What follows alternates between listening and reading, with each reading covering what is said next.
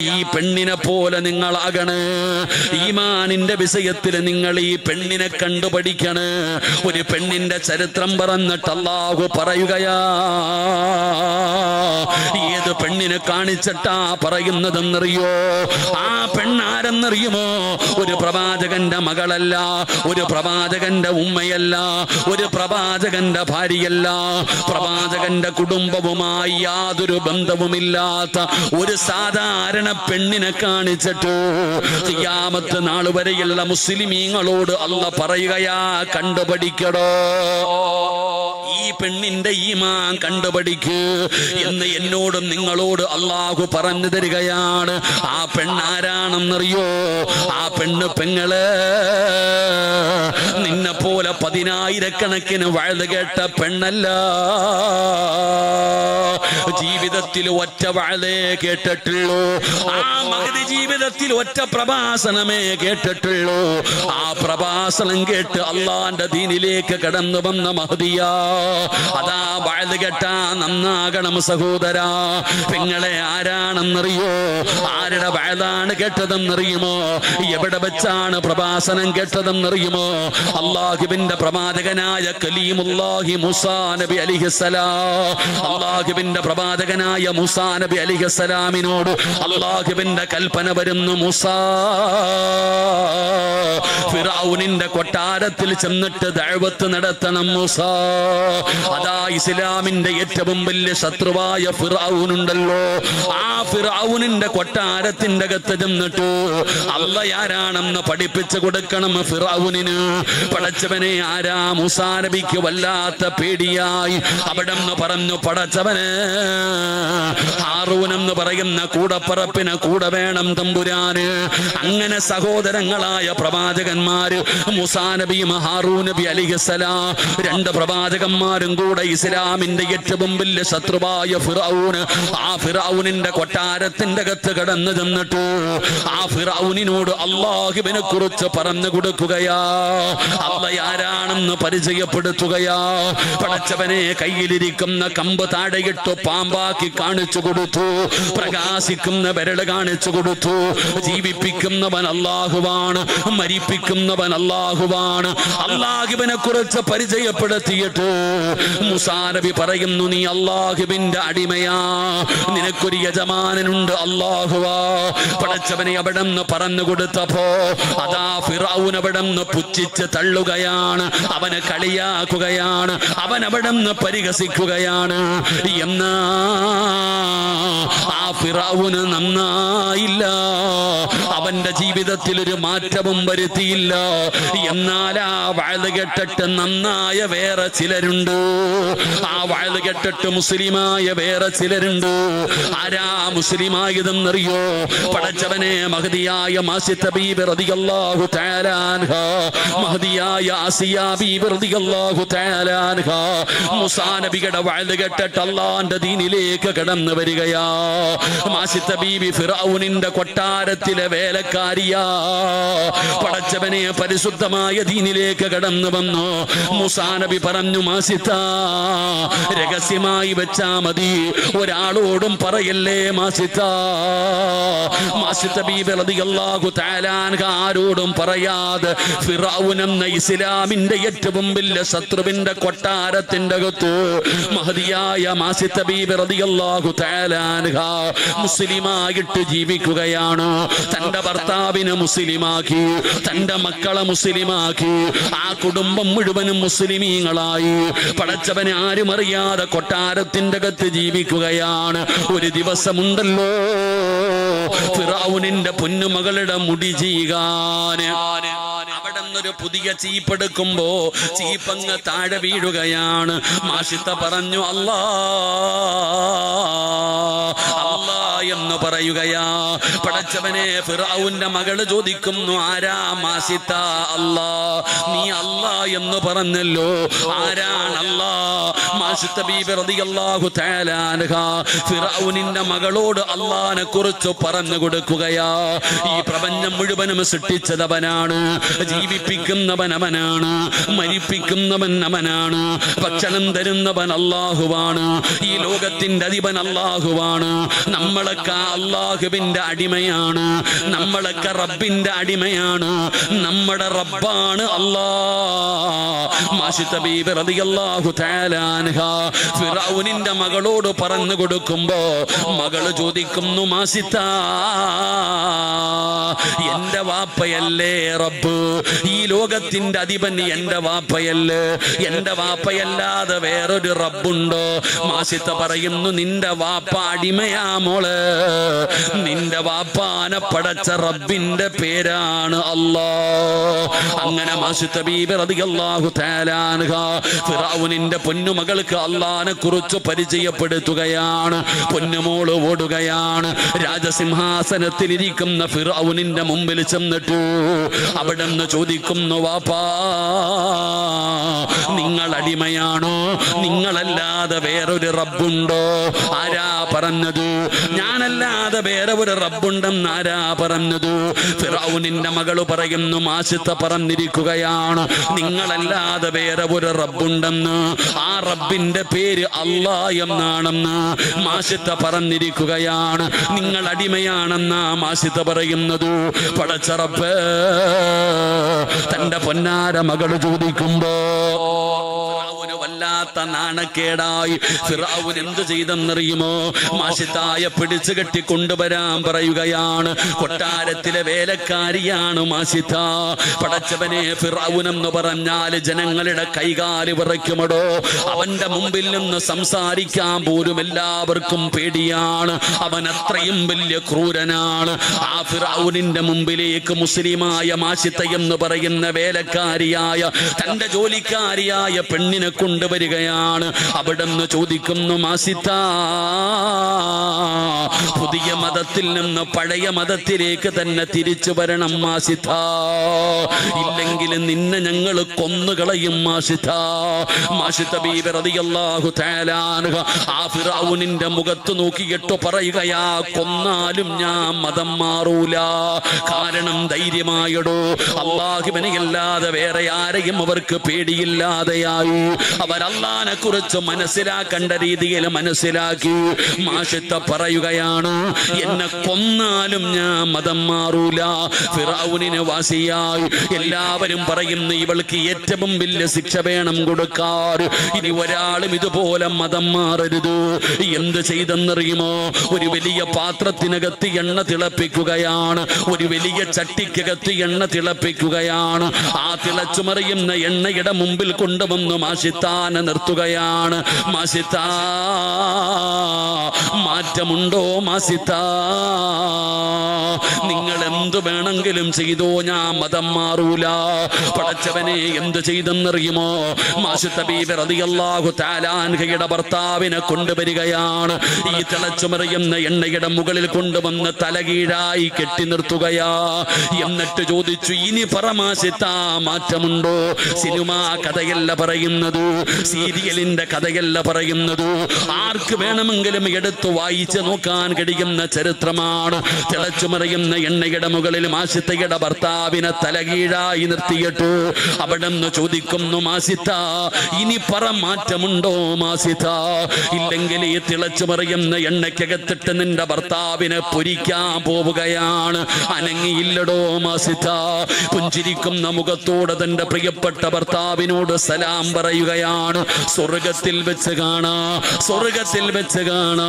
മാഷിത്ത ബീബിയുടെ ഭർത്താവിനെ കണ്ണിന്റെ മുമ്പിലിട്ട് കരിക്കുകയാണ്. ലോകത്തോട് വിട പറഞ്ഞു. തന്റെ പൊന്നാര മകളെ കൊണ്ടുവരികയാണ്. മാഷിത്തയുടെ പൊന്നാര മകളെ കൊണ്ടുവരികയാണ്. എണ്ണയ്ക്കകത്തേക്ക് ഇടുകയാണ്. ആ പൊന്നുമോളയും കൊന്നുകളഞ്ഞടോ. മാഷിത്ത അനങ്ങിയില്ല. രണ്ടാമത്തെ മകളെ കൊണ്ടുവന്നു. ആ പൊന്നുമോളയും എണ്ണയ്ക്കകത്തിട്ട് കരിച്ചു. മാഷിത്തയുടെ മുഖം പാടിയില്ല. പടച്ചവനെ, അവസാനം എന്ത് ചെയ്തെന്നറിയുമോ? മാഷിത്ത ബീവിയുടെ മുമ്പിലേക്ക് പട്ടാളക്കാര് കടന്നു വരികയാ. കാരണം ആശിത്ത ബീബിയുടെ പാല് കുടിക്കുന്ന പൊന്നുമോന് നെഞ്ചിലിങ്ങനെ ചേർത്ത് പിടിച്ചിരിക്കുകയാണ്. പാല് കുടിക്കുന്ന ആൺകുട്ടിയാണ്. അതാ ഫിറഔനിന്റെ പട്ടാളം വന്നിട്ട് പറയുന്നു, താമാസിത, ആ ചോര പൈതലിനെ താമാസിത. ആശിത്ത ബീബി റളിയല്ലാഹു തആല അൻഹ ഒന്ന് പതറുകയാ. കാരണം പടച്ചവനെ, പാല് കുടിക്കുന്ന ചോര കുഞ്ഞാണ്, അതിനെ കൊടുക്കാൻ മനസ്സു വരുന്നില്ല. തന്റെ പൊന്നുമോനെ ആശിത്ത ഇങ്ങനെ മുറുകെ പിടിക്കുമ്പോ എല്ലാവരും കളിയാക്കുന്നു, തോറ്റുപോയല്ലോ, ഇവള് വെറുതെ 3 പേരെ കൊന്നുകളഞ്ഞല്ലോ, തന്റെ ഭർത്താവിനെയും 2 മക്കളെയും വെറുതെ കൊന്നുകളഞ്ഞല്ലോ എന്ന് പറഞ്ഞിട്ട് എല്ലാവരും കളിയാക്കുകയാണ്, എല്ലാവരും ചിരിക്കുകയാണ്. ആ സമയത്ത് ആ പാല് കുടിക്കുന്ന പൊന്നുമോ നോക്കുമ്പോ എല്ലാവരും ഉമ്മാനെ കളിയാക്കി ചിരിക്കുകയാണ്. ഉമ്മയുടെ കണ്ണ് നിറയുകയാണ്, ഉമ്മ കരയുകയാണ്. പാല് കുടിക്കുന്ന കുഞ്ഞുങ്ങൾ സംസാരിക്കാറില്ലടോ. എന്നാ ആശിത്ത ബീബി റളിയല്ലാഹു തആല അൻഹയുടെ പാല് കുടിക്കുന്ന മകനുണ്ടല്ലോ, അതാ കരയുന്ന ഉമ്മാനെ വിളിക്കുന്നു, യാ ഉമ്മാ ലാ തഖഫ് വലാ തഹ്സൻ, ഉമ്മാ കരയല്ലേ ഉമ്മാ, വേദനിക്കല്ലേ ഉമ്മാ. ഉമ്മ എന്തിനാ പേടിക്കുന്നത്? ഉമ്മ എന്തിനാ സങ്കടപ്പെടുന്നത്? ഷഹീദിന്റെ കൂലിയല്ലേ ഉമ്മ, സ്വർഗത്തിലല്ലേ ഉമ്മ. ആ പാല് കുടിക്കുന്ന പൊന്നുമകൻ എവിടെ നിന്ന് വിളിച്ചു പറയുകയാ. അവസാനം ആശിതയുടെ പൊന്നുമോനെ കൊന്നുകളഞ്ഞടോ. അവസാനം ആശിത ബീവിയെയും കൊന്നുകളഞ്ഞു. ഒരു കുടുംബത്തെ മുഴുവനും എണ്ണയ്ക്കകത്തിട്ട് കരിച്ചു കൊന്നിട്ടു. പടച്ചവനെ, കൊട്ടാരത്തിന്റെ മണിയറയിലേക്ക് കടന്നു ചെല്ലുമ്പോ അതാ പടച്ചവനെ ഫിറഔനിന്റെ ഭാര്യയായ ആസിയ ബീബി റളിയല്ലാഹു തആല അൻഹ ഈ രംഗം ഇങ്ങനെ കണ്ടുകൊണ്ട് നിൽക്കുകയാണ്. ഫിറഔന് ചോദിച്ചു, ആസിയ, ഞാനല്ലാതെ വേറെ ഒരു റബ്ബുണ്ടെന്ന് പറഞ്ഞ ഒരു കുടുംബത്തിന് ഞാൻ കൊടുത്ത ശിക്ഷ കണ്ടോ ആസിയ? ഇഷ്ടമായോ ആസിയ? ഇഷ്ടമായോ ആസിയ? ആസിയ ബീബി റളിയല്ലാഹു തആല അൻഹ അവിടെന്ന് പറഞ്ഞ മറുപടി എന്തെന്നറിയോ? ആ മാഷിത്ത പറഞ്ഞതിൽ എന്ത് തെറ്റാവുള്ളത്? നീ അടിമയാടാ ഫിറഔന്, നീ അടിമയാണ് ഫിറഔന്. നിന്നെ പടച്ച ഒരു റബ്ബുണ്ട്, അല്ലാഹ്. ആ അല്ലാഹുവിനെ കുറിച്ചാണ് മൂസാ നബിയും ഹാറൂൻ നബിയും പറഞ്ഞു തന്നത്. ഞാൻ അവരുടെ കൂടെയാണ്, ഞാനും അവരുടെ കൂടെയാണ്. റബ്ബി മൂസാ വ ഹാറൂൻ, ആ മൂസായുടെ റബ്ബിനെ കൊണ്ട് ഞാനും വിശ്വസിച്ചിരിക്കുകയാ. പടച്ചവനെ, ആശിത ബീബി റളിയല്ലാഹു തആല അൻഹ മുസ്ലിമായിരിക്കുകയാണ്. റബ്ബേ, കൂടെ കടന്നവള് പോലും കൂടെയില്ലാതെയായി. കൊട്ടാരത്തിന്റെ അകത്ത് പട്ടിണിക്കിട്ട് നോക്കി, ആശിത പതറിയില്ല. പീഡനങ്ങൾ നടത്തി നോക്കി, മതാ ആസിയ ബീബി അനങ്ങുന്നില്ല. അവസാനം എന്ത് ചെയ്തെന്നറിയുമോ? മണലാരുണ്യത്തിൽ കൊണ്ടുപോയി കെട്ടിയിടുകയാണ്. എന്റെ പെങ്ങള് ആസിയ ബീബിയെ ഫിറഔന് വിവാഹം കഴിക്കാനുള്ള കാരണം എന്തെന്നറിയുമോ?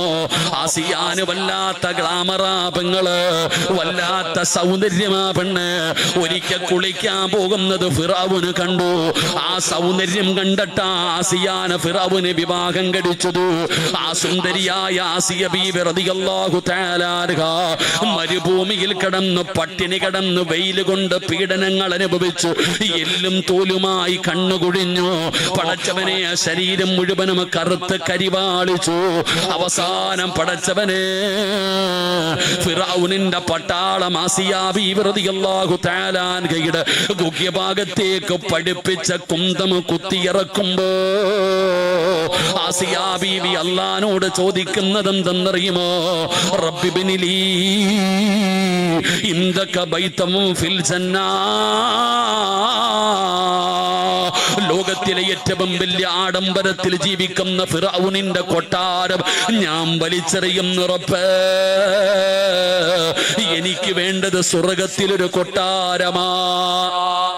എനിക്ക് എനിക്ക് വേണ്ടത് സ്വർഗത്തിലൊരു വീടാ അല്ലാ, എനിക്ക് സ്വർഗത്തിലൊരു വീട് തരണേ തമ്പുരാന്. ആസിയാ ബീവി റളിയല്ലാഹു തആല അൻഹ പടച്ചവനോട് മരിക്കുന്നതിന് മുമ്പ് ചോദിച്ചിട്ടാണ് ലോകത്തോട് വിട പറഞ്ഞത്.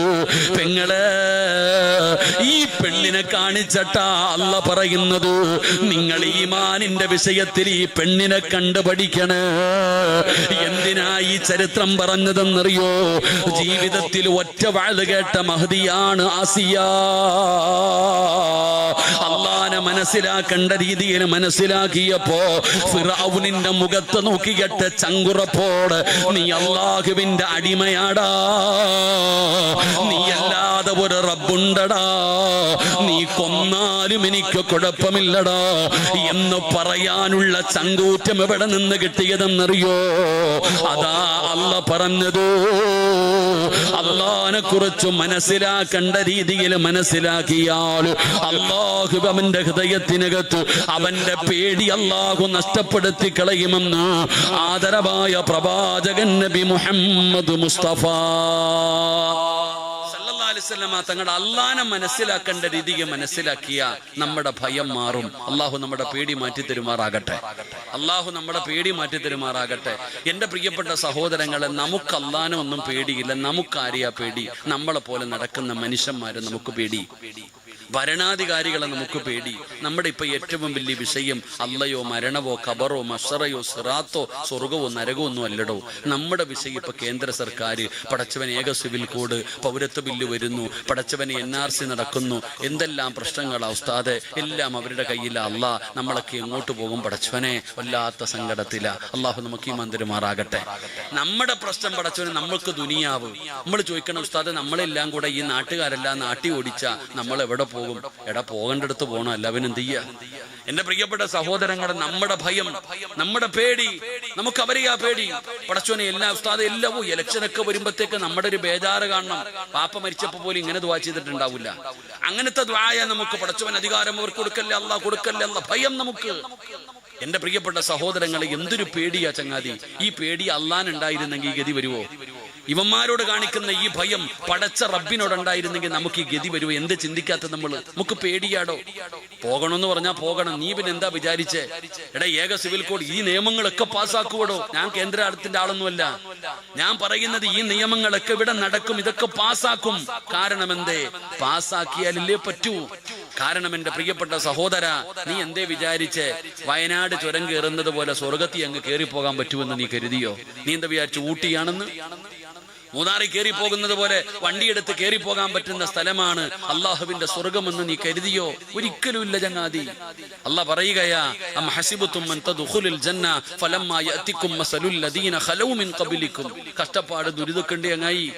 നിനക്ക് പേടി, നിന്റെ മുൻഗാമികൾ മുസ്ലിമായവരെ കൊണ്ടുവന്ന് കുഴിക്കകത്ത് ഇറക്കി നിർത്തും. കുഴിയിലേക്ക് ഇറക്കി നിർത്തിയിട്ട് വിറക് കീറുന്ന, വിറക് മുറിക്കുന്ന വാള് കൊണ്ടുവന്ന്, ഈർച്ച വാള് കൊണ്ടുവന്ന് തലയുടെ മധ്യഭാഗത്ത് വെച്ചിട്ട് ചോദിക്കും, മതം മാറി പഴയ മതത്തിലേക്ക് വരുന്നുണ്ടോ? അവരില്ല എന്ന് പറഞ്ഞാൽ വിറക് കീറുന്നത് പോലെ രണ്ടായി മുറിക്കപ്പെടുമായിരുന്നു എന്ന് ആദരവായ പ്രവാചകൻ നബി മുഹമ്മദ് മുസ്തഫ. നമുക്കങ്ങനെ അവസ്ഥ വന്നില്ലല്ലോ. നമ്മളോട് ചാടണം ഓടണം എന്ന് പറഞ്ഞപ്പോഴേ വീട് പോകും, പറമ്പ് പോകും. ഇതാ നമ്മുടെ ബേജാറ്. എന്റെ പൊന്നാര ചങ്ങാതി, പോകണമെന്ന് പറഞ്ഞാ പോകണം. അതാ അള്ളാഹുവിന്റെ നിയമം അങ്ങനെ. കാരണം നീ ഇവിടത്തെ യാത്രക്കാരനാ.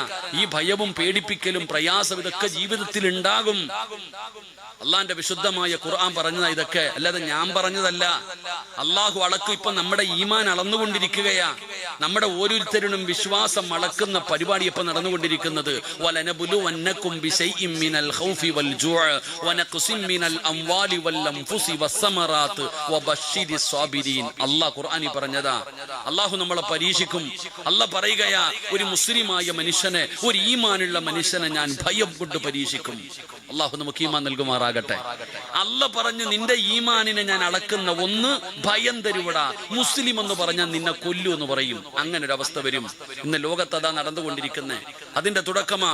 എല്ലാവരും നമ്മുടെ കാര്യത്തിൽ എല്ലാവരും ഒറ്റക്കെട്ട്, നമ്മളാണെങ്കിൽ പലതട്ട്. അള്ളാഹു കാത്തിരക്ഷിക്കുമാറാകട്ടെ. എടാ, നമ്മുടെ വിഷയത്തിൽ ശത്രുക്കൾ മുഴുവനും കൊടിയും ജാതിയും മതം ഒന്നുമില്ലവർക്ക്. മുസ്ലിമിന്റെ വിഷയത്തിൽ എല്ലാവരും ഒറ്റക്കെട്ട്. നമ്മളോ പള്ളിക്കകത്ത് അപ്പുറം ഇപ്പുറം നിൽക്കാൻ വേണമെങ്കിൽ നോക്കും. നമ്മളെ സംബന്ധിച്ചിടത്തോളം നമ്മൾ കാല് വാരാൻ പറ്റും നോക്കും. ഒരു പള്ളിയിൽ 2 ജുമാ നിസ്കരിക്കാൻ പറ്റുമെങ്കിൽ അവിടെ നിസ്കരിക്കും. അവിടെ അധികാരത്തിന് വേണ്ടി അടി നമ്മളെ കൊണ്ട് ചെയ്യാൻ പറ്റും, നമ്മൾ ചെയ്യും. എന്റെ പ്രിയപ്പെട്ട സഹോദരങ്ങൾ, അള്ളാഹുവിന്റെ റസൂലാ പറയുന്നത്, ഖുർആനാ പറഞ്ഞത്. എടാ നിന്നെ പിടിച്ചു നിർത്തിയിട്ട് പറയും മുസ്ലിം എന്ന് പറഞ്ഞാൽ നിന്നെ ഞാൻ കൊന്നുകളയുമെന്ന് പറയുന്ന ഒരു കാലഘട്ടം വരും. ഇത് ഖുർആൻ പറഞ്ഞതാ. ലോകത്ത് അള്ളാഹു ഏറ്റവും കൂടുതൽ പേടിപ്പിച്ചതാരെയാ? എന്നെയും നിങ്ങളെയാ. ലോകത്ത് അള്ളാഹു ഏറ്റവും കൂടുതൽ പേടിപ്പിച്ചത് അള്ളാഹുവിന്റെ വിശുദ്ധമായ ഖുർആൻ പറയുന്നു. മഹാനായ ആദരവായ പ്രവാചകൻ നബി മുഹമ്മദ് മുസ്തഫ മുഹമ്മദ് നബി നിങ്ങളെയാണ് അള്ളാഹുവെ. നിങ്ങൾ ആലോചിച്ച് നോക്കിയേ, വീടിനകത്തിരിക്കുമ്പോഴാ വീടിന്റെ ചുറ്റുഭാഗം മുഴുവനും മൂരിപ്പിടിച്ച വാളുമായിട്ട് ശത്രുക്കൾ നിൽക്കുകയാ, ഭ്രാന്ത് പിടിച്ചതുപോലെ. ആരുടെ കൈ കിട്ടിയാലും കൊല്ലാനാ പറഞ്ഞേ. ആരുടെ കൈ കിട്ടുന്ന മുഹമ്മദിനെ കിട്ടുന്നവൻ കൊന്നേക്കണം. അവന് പ്രഖ്യാപിച്ചിരിക്കുക പ്രതിഫലം. നബിതങ്ങളുടെ വീട് വളഞ്ഞിട്ട് വാളും പിടിച്ചിട്ട് നിൽക്കുക. എടാ പൊന്നാര ചങ്ങാതി, മുസ്ലിം ആരാ? നീ ആരാ? നീ എന്താ നിന്റെ വലിപ്പം അറിയാത്ത? മുസ്ലിമിന്റെ വലിപ്പം പഠിക്കണം. ഒരു മുസ്ലിമിന് ആരാന്ന് പഠിക്കുന്നീ? നിനക്ക് എന്തിനാ നീ ഭൂരിപക്ഷം ന്യൂനപക്ഷം എന്ന് പറഞ്ഞ് ചാടുന്ന എന്തിനാ? എടാ ന്യൂനപക്ഷം, നമ്മള് ന്യൂനപക്ഷമാടോ?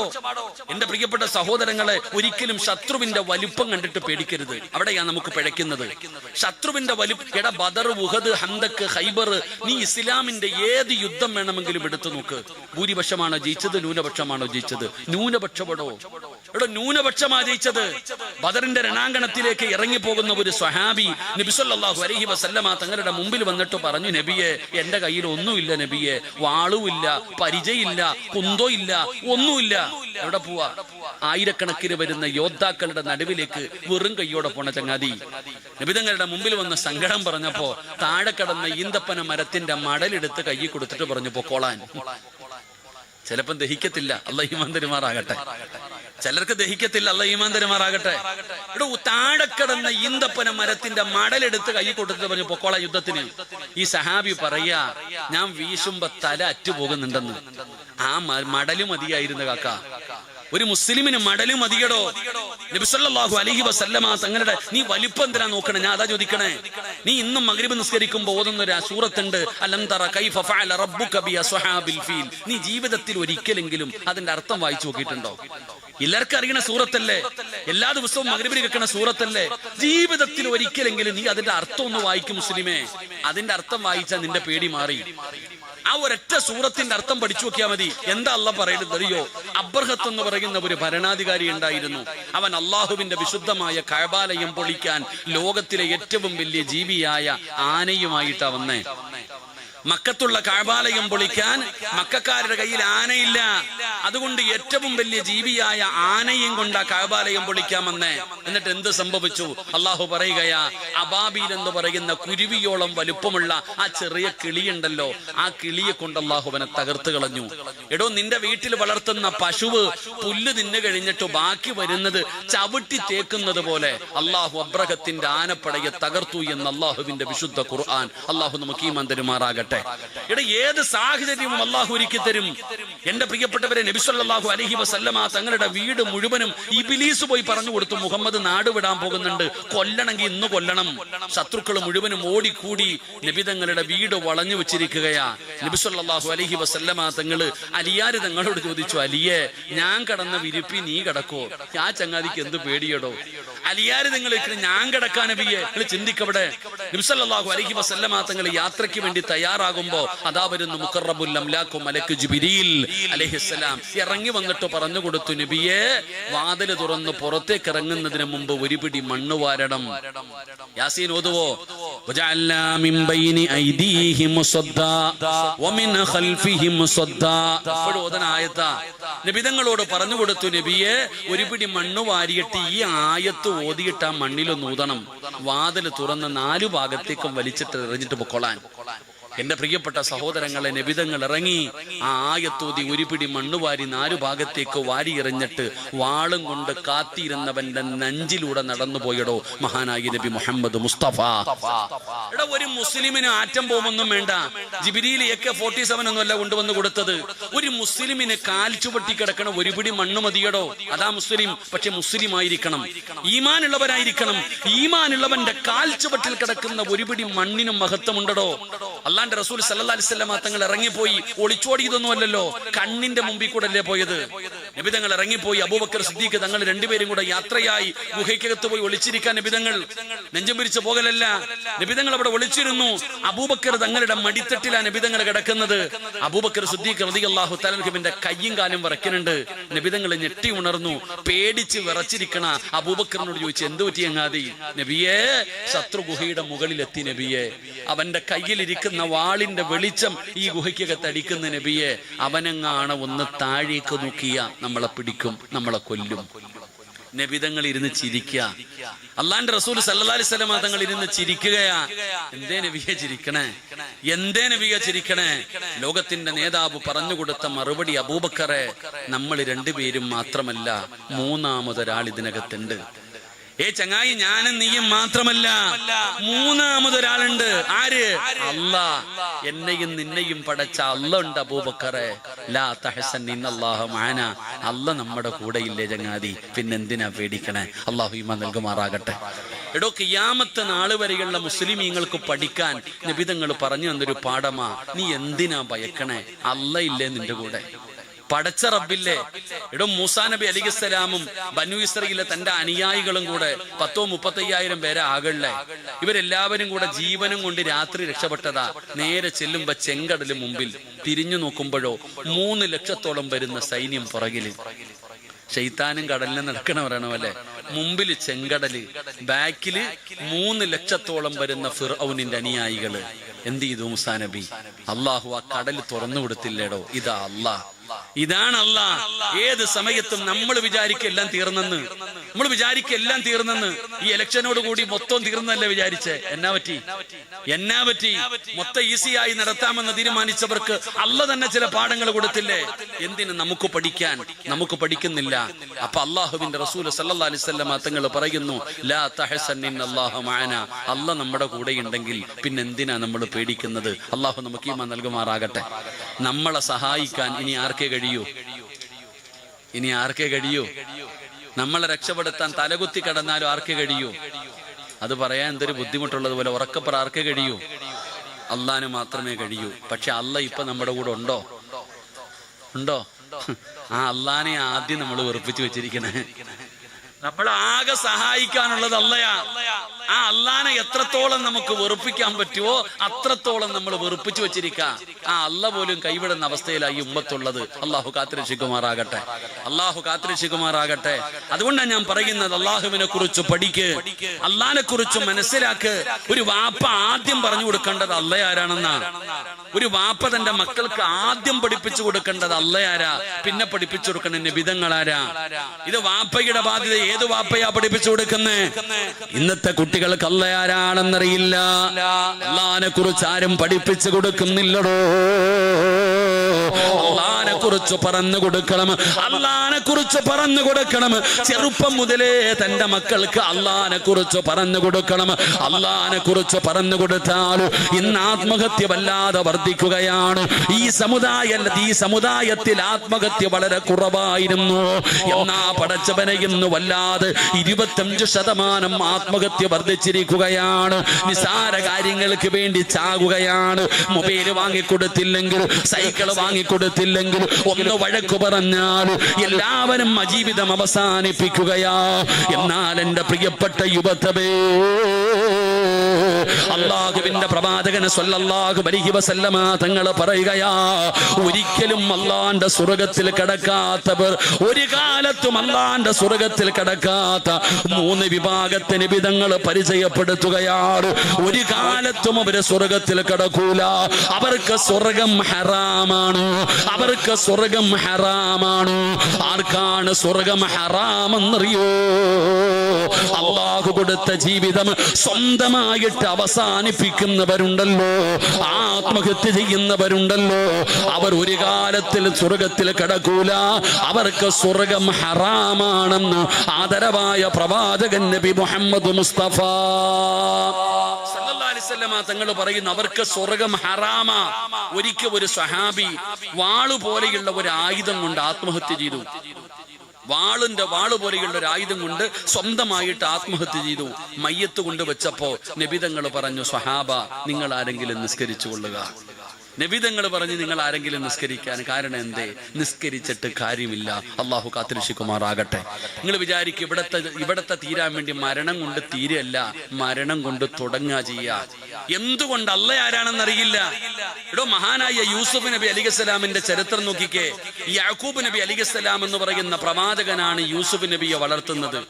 ഈ യൂസുഫ് എന്ന് പറയുന്ന ചെറിയ കുട്ടിയെ കൂടപ്പറപ്പുകൾ എല്ലാവരും കൂടെ കൊണ്ടുപോയിട്ട് പൊട്ടക്കിണറ്റിൽ തള്ളിയിട്ട് കൊല്ലാൻ നോക്കി. യൂസുഫ് നബി അലിഖിസ്സലാമിനെ പൊട്ടക്കിണറ്റിലേക്ക് വലിച്ചെറിഞ്ഞു. ആ ചെറിയ കുട്ടിയായ യൂസുഫ് നബി അലിഖിസ്സലാം നബി പോലും ആയിട്ടില്ല. ആ യൂസുഫ് എന്ന് പറയുന്ന പയ്യൻ ആ പൊട്ടക്കിണറ്റിലേക്ക് ഇങ്ങനെ താഴേക്ക് ഇങ്ങനെ വലിച്ചെറിഞ്ഞ് വീഴ്ന്നു കൊണ്ടിരിക്കുമ്പോ ആ യൂസുഫ് എന്ന് പറയുന്ന കുട്ടി വിളിച്ചു, അള്ളാഹുവിനെ വിളിക്കുന്നു, പടച്ചോനെ അള്ളാഹുവെ നീ എന്നെ സഹായിക്കണേ, അള്ളാഹുവേ പടച്ചവനെ നീ അല്ലാതെ എനിക്ക് ആരുമില്ല, നീ എന്നെ കൈവിടല്ലേ പടച്ചവനെ. മഹാനായ യൂസുഫ് എന്ന് പറയുന്ന ആ ചെറിയ കുട്ടി ആ പൊട്ടക്കിണറ്റിലേക്ക് വീഴുന്ന സമയം ഒരൊറ്റ വിളി, അല്ലാഹുമ്മ ജഅൽനാ. അവിടെ നിന്ന് റബ്ബിനോട് പറയാ, ഇവിടെ നിന്ന് റബ്ബിനോട് ദുആ ചെയ്തു. അള്ളാഹു വിളിച്ചിട്ട് പറഞ്ഞു, ജിബ്രീലെ പോയിട്ട് അവിടെ നിന്ന് രക്ഷപ്പെടുത്താൻ.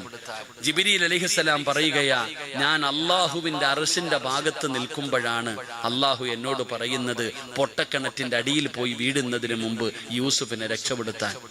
ഞാൻ അവിടെ നിന്ന് പൊട്ടക്കിണറ്റിന്റെ താഴെ വരാൻ ഞാൻ വല്ലാതെ പ്രയാസപ്പെട്ടു എന്ന് മുഖറബുൽ അംലാഖു മലക്ക് ജിബ്രീൽ അലൈഹിസ്.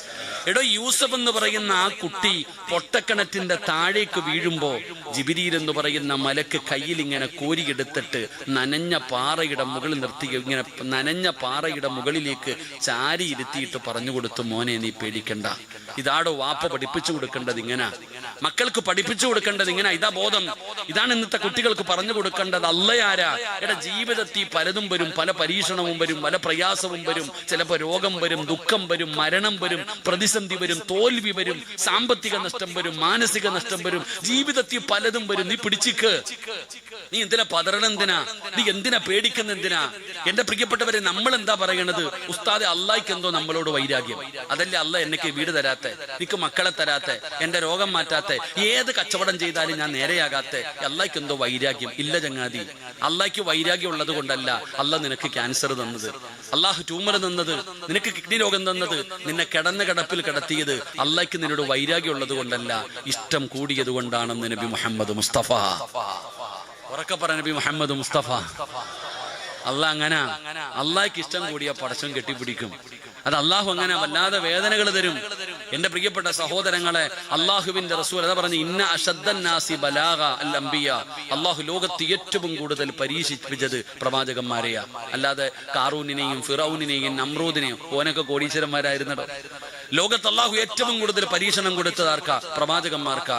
ആ പ്രവാചകന്മാരിൽ ഏറ്റവും കൂടുതൽ അള്ളാഹു വേദനിപ്പിച്ചത് ആദരവായ പ്രവാചകൻ നബി മുഹമ്മദ് മുസ്തഫ. ആദരവായ പ്രവാചകൻ നബി മുഹമ്മദ് മുസ്തഫ.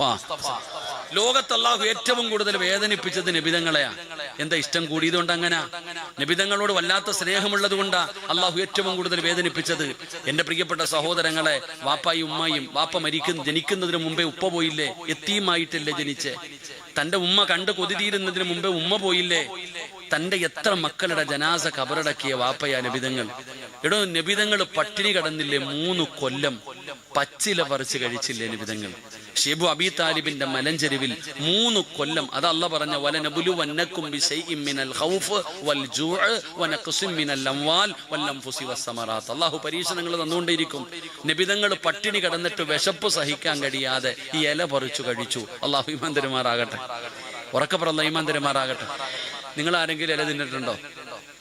നമ്മൾ ആരെങ്കിലും ജീവിതത്തിൽ ഇല തിന്നിട്ടുണ്ടോ? ഉണ്ടോ? നമ്മൾ ഇല തിന്നുന്ന എപ്പോ? മട്ടൻ മന്തി തിന്നിട്ട് കുറച്ച് ഇല വാരി തിന്നും. അവസാനം നമ്മൾ മട്ടൻ മന്തി മേടിച്ച് തിന്നിട്ട് കുറച്ച് ഇല വാരി തിന്നും. അതാ നമ്മളും ഇലയും തമ്മിലുള്ള ബന്ധം. അള്ളാഹുവിന് ഇഷ്ടം കൂടിയാൽ അള്ളാഹു പരീക്ഷിക്കും, ഈമാൻ അളന്നു നോക്കും, എന്നിട്ട് റബ്ബ് നമുക്ക് സ്വർഗം തരും. അള്ളാഹു നമുക്ക് ഈമാൻ തരുമാറാകട്ടെ. അള്ളാഹ്ക്ക് വെറുപ്പുള്ളത് കൊണ്ടാണോ? ദേഷ്യമുള്ളത് കൊണ്ടാണോ? സ്നേഹം കൂടിയാൽ അങ്ങനെ. അപ്പൊ നിങ്ങൾ എന്താ? അതുകൊണ്ടാ പറഞ്ഞ അൽഹംദുലില്ലാ. അള്ളാഹുവിന്റെ ഖുർആൻ പറഞ്ഞത് അൽഹംദുലില്ലാ പറയാനാ. അൽഹംദുലില്ലാ. അള്ളാഹു ഈമാൻ തരുമാറാകട്ടെ. അൽഹംദുലില്ലാ പറ. എപ്പോഴും ഇത് പഠിക്കണം. ആ ഒരു ഏത് കാര്യം പറയുമ്പോൾ അൽഹംദുലില്ലാ പറയാൻ പഠിക്കണം. അള്ളാഹു നമുക്ക് ഈമാൻ നൽകുമാറാകട്ടെ. എല്ലാവർക്കും സുഖമല്ലേ? സുഖമല്ലേ? വാ തുറന്ന് കാണിക്കുന്നത് പല്ലുവേനയാണ്. എടാ സുഖമാണോ എന്ന് ചോദിക്കും, ആന്ന്. പൊന്നാര വാപ്പ എന്തുവാ, നമ്മൾ അത്രയ്ക്കും പിശുക്കന്മാരാടോ. നബി സല്ലല്ലാഹു അലൈഹി വസല്ലമ തങ്ങൾ ഒരിക്കൽ മസ്ജിദ് നബവിയിൽ ഇരിക്കുക, ഒരു സഹാബി പള്ളിയിലേക്ക് കയറി വന്നു. നബി തങ്ങൾ ചോദിച്ചു, യാ ഫുലാൻ, ചങ്ങാതി നിനക്ക് സുഖമാണോ? അൽഹംദുലില്ലാ ഖൈർ, സുഖമാണ് നബി, അൽഹംദുലില്ലാ. നബി തങ്ങൾ പറഞ്ഞു, അള്ളാഹു നിനക്ക് ബർക്കത്ത് ചെയ്യട്ടെ എന്നൊരൊറ്റ ദുആ. തൊട്ടു പുറകിൽ ഒരാൾ വന്നു, ഓനോടും ചോദിച്ചു സുഖമാണോ എന്ന്. നിങ്ങൾ പറഞ്ഞതുപോലെ എന്തോ പറഞ്ഞ ചങ്ങായി, സുഖമാണ് നബിയെ, റാഹത്താണ് നബി, അത്ര. അപ്പൊ നബി തങ്ങൾ ചിരിച്ചു, ഒന്നും മിണ്ടിയില്ല. അപ്പൊ ഈ ചങ്ങാതി എന്നെ ചോദിച്ചു, എനിക്ക് ബർക്കത്തില്ലേന്ന്. ഞങ്ങളോട് രണ്ടുപേരോടും ചോദിച്ച ചോദ്യം ഒന്ന്, ഓന് വേണ്ടി ദുആ ചെയ്ത് എനിക്കില്ലേന്ന്. അപ്പോഴാ പറഞ്ഞേ, നീ ഒരു അൽഹംദുലില്ല പറഞ്ഞിരുന്നെങ്കിൽ എത്രയോ നല്ലതായിരുന്നു എന്ന് നബിയനാ റസൂലുള്ളാഹി. നബിയനാ റസൂലുള്ളാഹി. ഇനി പറ, സുഖമാണോ? എനിക്ക് തോന്നിയതല്ലല്ലോ. സുഖാണോ? കച്ചവടമൊക്കെ എങ്ങനെയുണ്ട്? ജീവിതമൊക്കെ എങ്ങനെയുണ്ട്? ആരോഗ്യമൊക്കെ എങ്ങനെയുണ്ട്? എല്ലാവരുടെ കയ്യിലും പൈസ ഒക്കെ ഉണ്ടോ? ഉണ്ടോ? അതിലൂടെ പറ, ഉണ്ടോ? പള്ളിയൊക്കെ പണിയണ്ടേ? പണിയാണ്. അള്ളാഹു ബർക്കത്ത് ചെയ്യുമാറാകട്ടെ. ഇത് മതിയടോ ഈ രക്ഷപ്പെടാൻ. ഉറപ്പായിട്ട് ഞാൻ പറയുന്നു, ഈ അൽഹംദുലില്ലാ മതി നിനക്ക് രക്ഷപ്പെടാൻ. അള്ളാഹു ഭാഗ്യം തരുമാറാകട്ടെ. നിന്റെ ജീവിതത്തിൽ എന്ത് പ്രയാസം വന്നാലും, ഇനി എന്നാ വന്നാലും, ലക്ഷങ്ങളുടെ നഷ്ടമുണ്ടായി എന്തു പറയണം? കല്യാണം മുടങ്ങി എന്തു പറയണം? പരീക്ഷയ്ക്ക് തോറ്റു എന്തു പറയണം? ഒരു ദിവസം രാവിലെ കടയിൽ പോയപ്പോ മുതലാളി പറയുന്നു ഇനി വരണ്ടാന്ന്, എന്തു പറയണം? അൽഹംദുലില്ലാ പറയണം. അള്ളാഹു ഭാഗ്യം തരുമാറാകട്ടെ. പറയോ? ആര് പറയാ? ആര് പറയാ? സിറാജ് ക്യാൻസർ ആണെന്ന് ഡോക്ടർ പറയുമ്പോ എന്ത് പറയണം? ആരെങ്കിലും പറയോ? എന്നാലും അല്ലാ, ഞാൻ തഹജ്ജുദ് വരെ നിസ്കരിക്കുന്നവനെ, എനിക്കിത് തന്നല്ലോ അല്ലാ. ഞാൻ പള്ളിക്ക് കൊടുക്കുന്നവനാ അല്ലാ. ഏത് വഅലിന് പോയാലും എന്റെ ശരീരത്തിൽ കിടക്കുന്ന സ്വർണ്ണം ആദ്യം ഊരിക്കൊടുത്ത ഞാനാ അല്ലാ. അല്ലേ എന്റെ പൊന്നാര ചങ്ങാതി? അള്ളാഹു എന്തു പരീക്ഷണം തന്നാലും പറയണം അൽഹംദുലില്ലാ. അള്ളാഹു ഈമാൻ തരുമാറാകട്ടെ. പക്ഷെ പെട്ടെന്ന് പറയാൻ പറ്റൂല. അങ്ങനെ പറയണമെങ്കിൽ ഒരേ ഒരു ഹദീസ് ഓർത്തു വെച്ചാൽ മതി. നിന്റെ ജീവിതത്തിൽ തല പോകുന്ന പ്രശ്നം വന്നാലും നിനക്ക് അൽഹംദുലില്ലാ പറയാൻ കഴിയണമെങ്കിൽ ഒരു ഹദീസ് നിന്റെ മനസ്സിൽ എഴുതി വെക്കണം. അള്ളാഹു പഠിക്കാൻ ഭാഗ്യം തരുമാറാകട്ടെ. ഒരു ഹദീസ് പറഞ്ഞുതരട്ടെ, ഒരു ഹദീസ് പറഞ്ഞുതരട്ടെ.